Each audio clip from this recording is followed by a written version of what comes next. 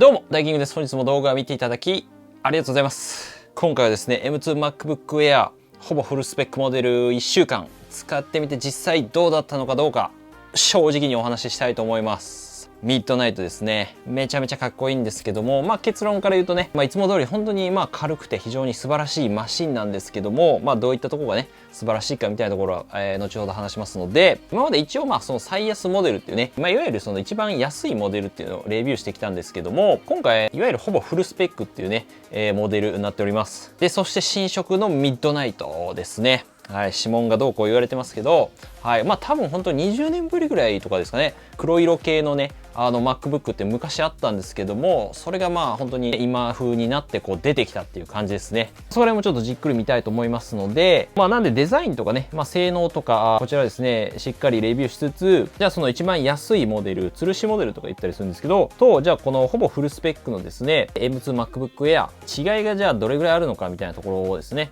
一応メモリが 24GB で、容量が 1TB のモデルなんですけども、あとプロのね、もう一個上のですね、MacBook Pro の14インチっていうのも、僕以前使ってましたので、そこら辺とどうなのかちょっと使ってみて実際どういうところで違いを感じたのか、逆に違いを感じなかったところに関してもレビューしていきたいと思いますので、なんでこれ全部使った上で、じゃあ M2 のね MacBook Air こういった構成で買えば容量とかね、メモリとかどんな感じにすればいいのみたいなところもお話ししようと思いますので、ぜひなんでちょっと今購入とかですね、Mac 選びどうしようかなみたいなところの参考になると思いますので、ぜひ最後までご覧いただければ幸いでございます。一応今回の動画以外もですね、日々役立つガジェットとか、最近Amazon のセールとかね、今後 Apple 製品こういったものが出てくるんじゃないかっていうところをね、できる限りね、わからない方にもわかりやすく解説してますので、特にいつも見てるけどチャンネル登録ね、してなかったね、方はぜひチャンネル登録というこの通知ベル一緒に押してもらえればと思います。ありがとうございます。ボタン押してくれましたね。優しいあなたを押してくれたと思う。はい。準備大丈夫でしょうか？ではね、まず始めていきたいと思うんですけども、まずデザインについてなんですけども、約5年ぶりにですね、MacBook Air についてもデザイン新しくなりまして、今まで先がね、細くなっていくね、デザインだったんですけども、全体的に平らでフラットなデザインに変わりました。今回新色のね、ミッドナイトっていうことなので、真夜中っていうことかな。なので、かなり暗い色っていうね、印象でした。最初見た時は。すごいかっこいいんですけども、最近やっぱその黒目の MacBook ってなかったんで、パッと見た感じはね、なんか Windows パソコンみたいな、はい、NEC ですかみたいな、そういった、ものに見えることもあるっていうところは正直あります。はい。ただ分かりやすく言うと、どうですかね、暗めのネイビーっていう言い方が正しいんじゃないかなと思いますね。それ黒にしなかったのは、iPhone 13とか Apple Watch でミッドナイトっていうね、カラーバリエーションがあるので、そこに合わせてね、共通の色合いで、エントリーレベルの MacBook Air でミッドナイトにしたんじゃないかなと思うんですけども、光の結構ね、当たり方によってですね、暗いところでは、本当もうかなり黒いブラックに近いように見えることもありますし、逆に明るいね、環境下とかだと、もうほぼブルーに近いようなね、色合いに見えたりするんで、本当に光ね、場面によって表情が毎回変わるので、ここら辺が結構個人的には面白いかなと思いました。さらにやっぱね、前回では本当薄さですね、軽さに関してはやっぱ正義だなっていうところで、非常に持ち運びやすいね、いいマシンに仕上がってるんじゃないかなと思います。デザインとかね、カラーは好みあると思いますけども、個人的にはね、結構やっぱりちょっと昔の感じ、思い出させつつも、ちょっと現代風なところ、レトロと現代風の融合みたいなところですね。ここら辺がコンセプトとしてあるのかなと思います。ただしやっぱ前から言われた通りですね、ミッドナイトに関してはやっぱ指紋はね、ゴリゴリに目立ちます。暗めの色っていうのもあるので、特にやっぱこの指紋のね、手のおそらくこの皮脂の汚れっていうかね、ちょっと油っていうのかな。それがやっぱり思った以上に目立つなっていうのは正直あります。Mac を持つとやっぱ表面の部分とやっぱパソコンのやっぱね、底の部分ですね、どうしても当たってしまうんで手が。よく見ると、うわ、汚れてんなっていうのは、汚ねっていうのはね、正直見えますね。正直そういうもんだと思って割り切るしかないかなっていう感じです。全体的にね、やっぱ平らだったりするんで、見た目は、11.3 ミリっていう形で、薄さ、そんな感じなんですけども、結構やっぱ持ってみると薄かったりね、厚さっていうのは、特になんか暗めな色っていうのもあって、ミッドナイトの場合は、なんかちょっとやっぱ薄く感じる気がします。はい。プロの14インチとかと比べるとね、やっぱりかなり細くはなってるんで、結構別物かなっていう感じはしますね。あとサイズ感的にも全体的にやっぱエアの方がちっちゃいので、スペースグレーとかとね、比べてみると、ミッドナイト、非常にさらに黒っぽく見えるんですけども、ただね、ちょっと比べてみて分かったんですけど、少しね、個人的にはですけど、なんかちょっと安っぽく見えるっていう感じはあるかなっていうところですね。フェイスグレーとかの方が、ちょっとメタル感というかね、光沢感があるので、多分シルバーとかも一緒なんですけど、ちょっとなんか高級そうに見えるんですよね。はい。僕がちょっとなんか貧乏人だからかわかんないかっていう感じはあるかもしれないですけど、ここら辺は個人差あるかなって思いますけど、で、接続端子に関しては左側ですね、昔からあったこの磁石でくっつけるタイプの、マグセーフ充電っていうのが復活しています。で、一応今回エアーだと、ミッドナイトだとそのカラーに合わせてね、マグセーフの色も本体とね、一緒のものがついてくるので、ここら辺は嬉しいかなと思いますけど、個人的にはあんまり使わないと思うんですけど、ちなみになんか USB-C を本体に挿してマグセーフもこうくっつけたりすると、いわゆるインフィニティ充電っていうなんか無限充電みたいなね、もうできるっていう風になんか話題になってましたけど、もちろんこれはできてないんですけど、こんななんか遊びもできるということですね。一応サンダーボルト3対応した USB-C がですね、左側に2つ。そこら辺は同じですね。あとプロ14インチとかイヤホンジャック左側にあるんですけども、比べるとかなりやっぱ厚みとか、デザインの違いっていうのは、結構あるかなと思います。で、ミッドナイトの場合は結構ね、端子部分のもしなんかちょっとゴミとか入った時の汚れとかも結構目立つなって思いますね。中のホコリとかがやっぱり見えやすいんですよね。黒いので。気になる人はこれ気になるんじゃないかなっていうところですね。もちろんね、これカラーによって見え方はいろいろ変わってくると思うんで、はい。本当にミッドナイトのこの黒さっていうのは、比べてみるとさらにこう目立つなっていう感じはしてます。あとキーボードに関してはね、一番上のこのファンクションキーっていうのが大きくなりましたので、非常にこう打ちやすいかなというところで、あとは指紋認証のタッチ ID がですね、特に以前の M1 のモデル、MacBook Air と比べて、大きくなっているので、指は非常に置きやすいかなと思います。打った感じね、打鍵感とか非常にこう打ちやすいかなっていうところで、基本的にそんなプロとね、僕は遜色ないんじゃないかなっていうところなんですが、プロの方がちょっと奥行きがこうカタカタっていうね、あるんで、ちょっとメカニカルな感じですかね。しっかり押せてる感はあるんですけども、個人的に M1 よりは M2 の方が、僕は好きかなと思います。で、ミッドナイトに関してはですね、トラックパッドのこの横の部分ですね、いわゆるパームレストっていう、ここかな。手元を置くんですけど、ここら辺はやっぱりね、かなり汚れ目立ちます。キーボード周りもですね、やっぱちょっと定期的に拭いたりしないと、汚れはかなり目立ちやすいと思うんで、汚ねえなって思われたくない人は、拭いた方がいいかなと思います。はい。僕はもう気にしないタイプなんですけども、はい。拭きますけど。たまに。画面はですね、13.3 インチから 13.6 インチにですね、前のモデルが大きくなってますので、結構画面のこの黒い縁っていうね、ベゼルって言われる部分がですね、かなりこう薄くなってスッキリしてるんで、あとiPhone みたいにね、こう上にノッチっていうなんか切り抜きにタイプになってますね。画面に関してはそんなね、プロの方が一応ちょっとミニ LED っていうものが、ちっちゃい LED がバーって入っててね、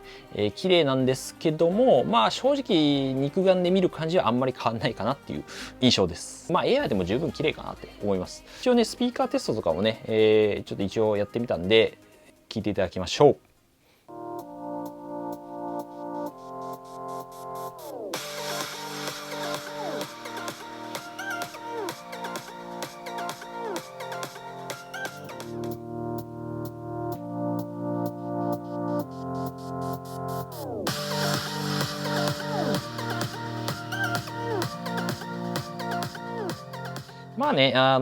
音についてはね、正直あんまり良くないかなっていうところ。普通の、例えば Windows PC とかと比べれば全然いいんですけども、パソコンによるけど、その広がりとか低音とかは、ちょっとやっぱり弱いかなってい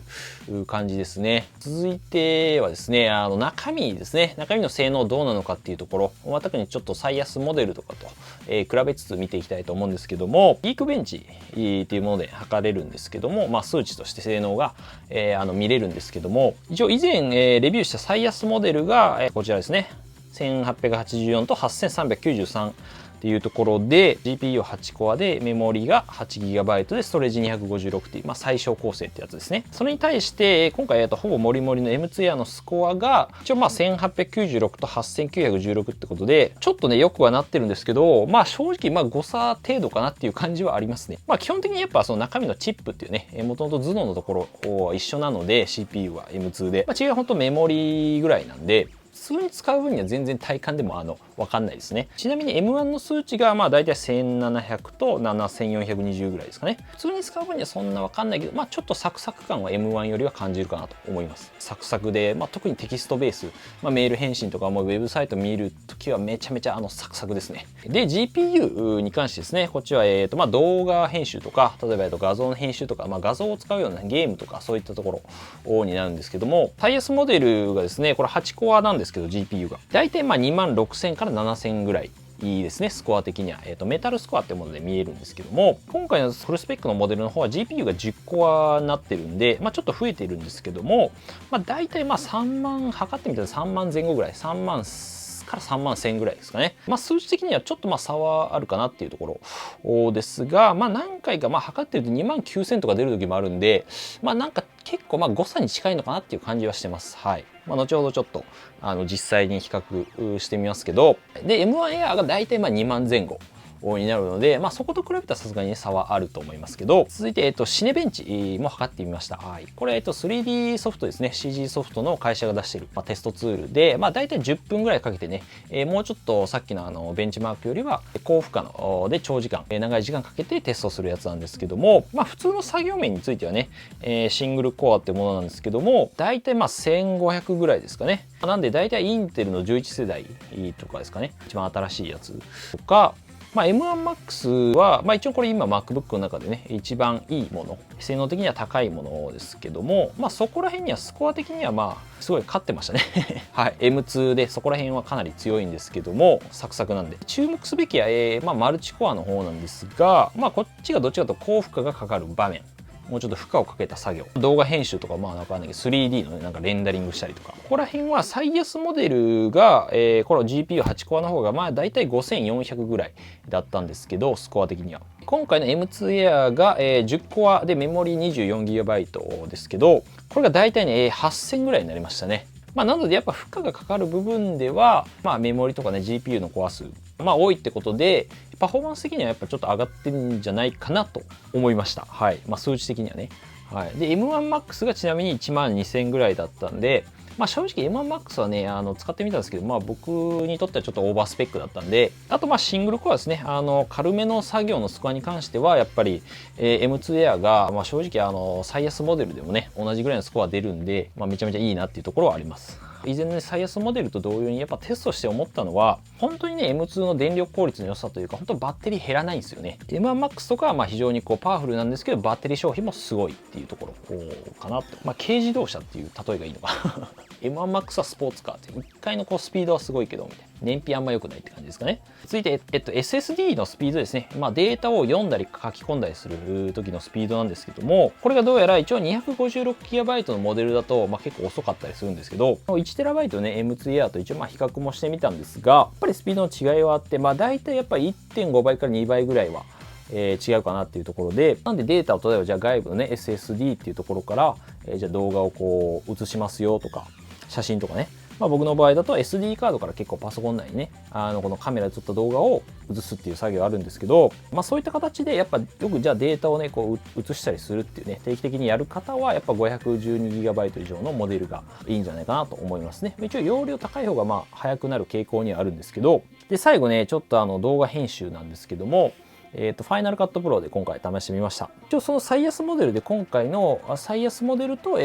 ほぼフルスペックの M2 Air で、まあ、変わるのかっていうところの比較なんですけど、まあ、結論から言うとやっぱそんな変わんないかなっていうところですね。まあ、フル HD の、まあ、検証だったっていうこともあるんですけど、動画自体はだいたい約23分のですね、フル HD の動画で H264 っていう形式ですね。まあ、一般的には本当 YouTube にこうアップロードする動画の形式なんですけども、で処理速度がまあ一応優先ってやつなんで、基本的には多分データ量的にはそんな重くないやつですね。M2 Air の一応最安モデルでこれ書き出してみたんですけども、だいたい13分半ぐらいだったのかな、13分ぐらいだって終わりました。で M2 Air、メモリ 24GB フルスペックの方もまあほぼ同じぐらいというか、まあ、ちょっとなんか遅かったぐらいだったんで、ただこっちのモデルの方はですね、僕の前のプロの14インチ使ってたやつのデータを結構入れてるんで、まあ、結構多分なんか重くなってたんですよね。ちょっとまあデータをまあ整理して後でもう一回やってみたんですけども、まあ、そんな変わんないかなっていう感じです。だいたいまあ早くても12分ぐらいだったんで、本当に多分データが整理された全くプレーンな状態だったらもうちょっと早いののかもしれないですけど、ただやっぱフル HD ぐらいだと 1080p ですね。差がついても多分1、2分ぐらいなんじゃないかなと